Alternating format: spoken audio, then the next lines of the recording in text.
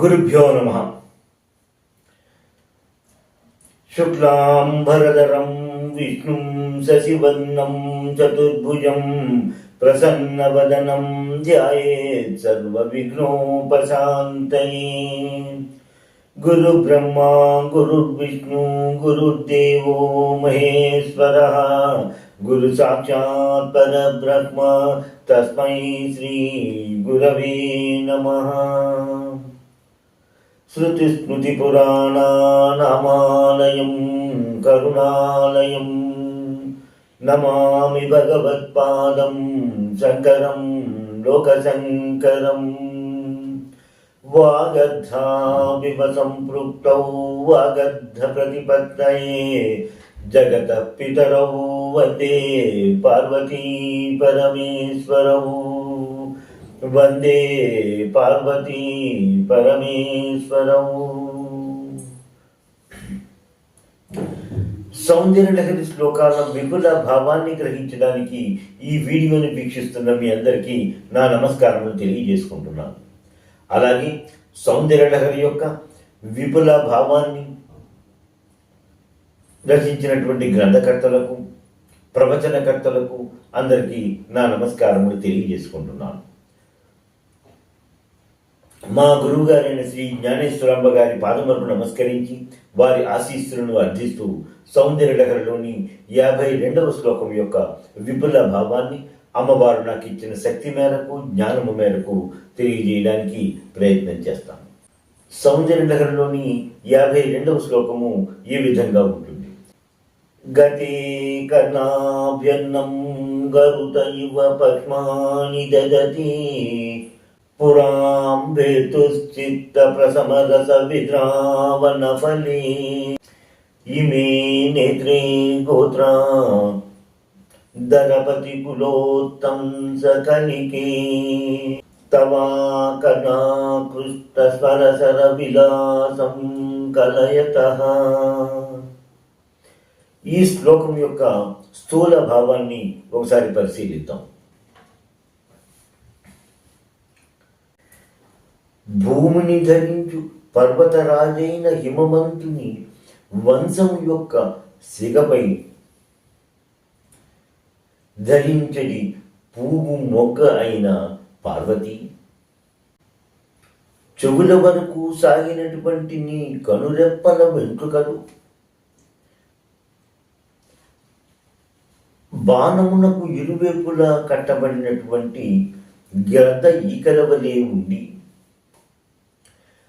పరమశివుని యొక్క మనసులో ఉన్నటువంటి క్షేదమును తొలగించి శృంగార రసోత్పాదనము కలిగించుటయే ముఖ్య ఉద్దేశ్యముగా కలిగినటువంటివై,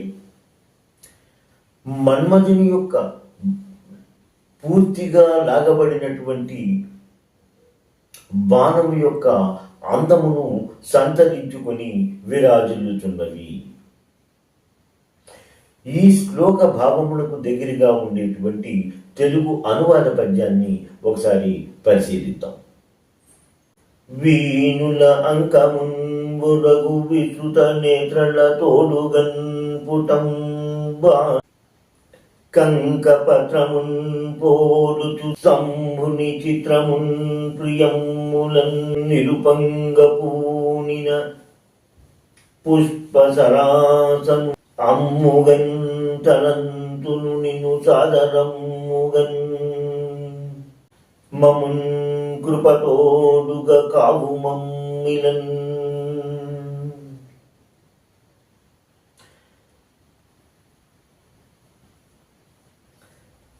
గురువు గారు ఈ శ్లోకంలో కూడా అమ్మవారి యొక్క కన్నులని వర్ణించారు.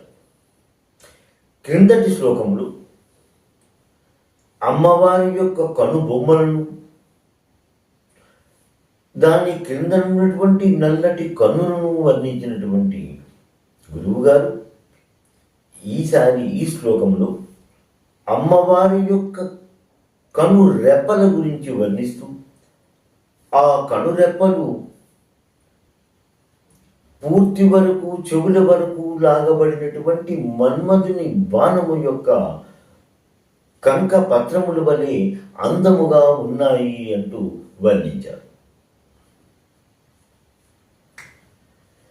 అంతేకాకుండా ఈ శ్లోకములో అమ్మవారిని ఒక విభిన్నమైనటువంటి రీతిలో సంబోధించినట్టుగా మనకు కనిపిస్తూ ఉంటుంది. హే గోత్రాధరవతి కులోత్తంస కలికే అన్నారు. అంటే భూమిని ధరిస్తున్నటువంటి పర్వత రాజైన హిమవంతుని కులమునకు లేక వంశమునకు శిఖయందు పొదిగినటువంటి పువ్వు యొక్క మొగ్గ అయిన ఓ పార్వతీదేవి అంటూ సంబోధించారు. ఇలాగే ఇదే విషయంగా కూడా కొంచెము దగ్గరగా ఉన్నట్టుగా గతైర్మాణిక్యత్వం గగనమణిభిః సాంద్రఘటితం అనేటువంటి 42వ శ్లోకంలో అమ్మవారిని హిమగిరి సుతే అంటూ సంబోధించారు. ఈ హిమగిరి సుతే అంటే హిమవంతుని కుమార్తె అని ఈ శ్లోకంలో చెప్పి 42వ శ్లోకంలో చెప్పి మళ్ళీ 52వ శ్లోకంలో వచ్చినప్పుడు హిమవంతుని కుమార్తెవైన నువ్వు హిమవంతుని వంశమునికి శిఖ వంటి దానివమ్మా అంటూ అమ్మవారిని ఈ శ్లోకంలో సంబోధించినట్టుగా మనం గ్రహిస్తూ ఉంటాం. ఎంతంటే వంశమునకు సిగయందు పొదగబడినటువంటి పువ్వు మొగ్గ అన్నారు. అంటే హిమవంతుని యొక్క వంశము, ఆ వంశములో ఎంతో ఉన్నతమైనటువంటి అంటే ఎత్తుగా ఉండేటువంటి ఏదైనా ప్రదేశానికి కానీ మనిషికి కానీ ఎత్తుగా ఉండేటువంటి సిగ, ఆ సిగ మీద పువ్వు పెడితే ఇంకా ఎత్తుగా ఉంటుంది కదా, ఆ సిగ మీద పెట్టినటువంటి పువ్వు యొక్క మొగ్గ అన్నట్టుగా అమ్మవారిని సంబోధిస్తూ, అంటే హిమవంతుని వంశమునకి ఎంతో కీర్తి ప్రతిష్టలు తెచ్చేటువంటి ఉన్నతమైనటువంటి స్థితి యందు ఉన్నటువంటి ఓ పార్వతీదేవి అంటూ ఈ శ్లోకంలో అమ్మవారిని సంబోధించారు గురువు గారు.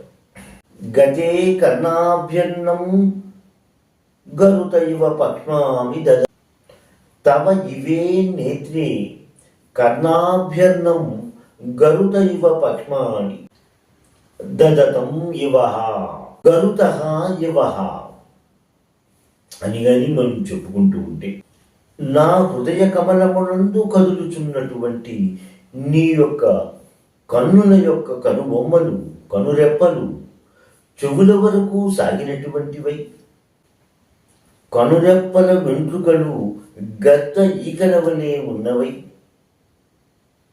పురాంబేతు చిత్త ప్రసమరస విద్రావణ ఫలే అన్నారు 2వ పాదం. పురములను భేదించినటువంటి శివుని యొక్క మనోక్లేశమును తొలగించి శృంగార రసోత్పాదనము కలిగించడమే అనేటువంటిది ముఖ్య ఫలముగా, ముఖ్య ఉద్దేశ్యముగా కలిగినటువంటివై, ఆకర్ణ అకృష్ట స్మరసర విలాసం కలయత, చెవుల వరకు లాగబడినటువంటి మన్మధుని బాణము యొక్క కంక పత్రములు వలె నాకు కనిపించుచున్నవి, నేను భావించుచున్నాను అన్న విధంగా ఈ శ్లోకం యొక్క రచన శంకర భగవత్పాదుల చేత జరిగినట్టుగా మనం భావిస్తున్నాం. ఇప్పటిదాకా శ్లోకములోని 4 పాదములను, 4 పాదములలో ఉన్నటువంటి ముఖ్య పదముల భావాన్ని అయితే మనము తెలుసుకోగలిగాము. ఈ శ్లోకం యొక్క మిగతా విపుల భావాన్ని నేను నా తరువాత వీడియో ద్వారా తెలియజేసుకుంటాను. శ్రీ మాత్రే నమః. స్వస్తి. ఎంతో అధ్యయనం చేసి మీకు అందిస్తున్న ఈ వీడియోలను ఆదరిస్తారని భావిస్తున్నాము. మా ఈ ఛానల్ని సబ్స్క్రైబ్ చేసి ఈ వీడియోలని లైక్ చేయండి ప్లీజ్.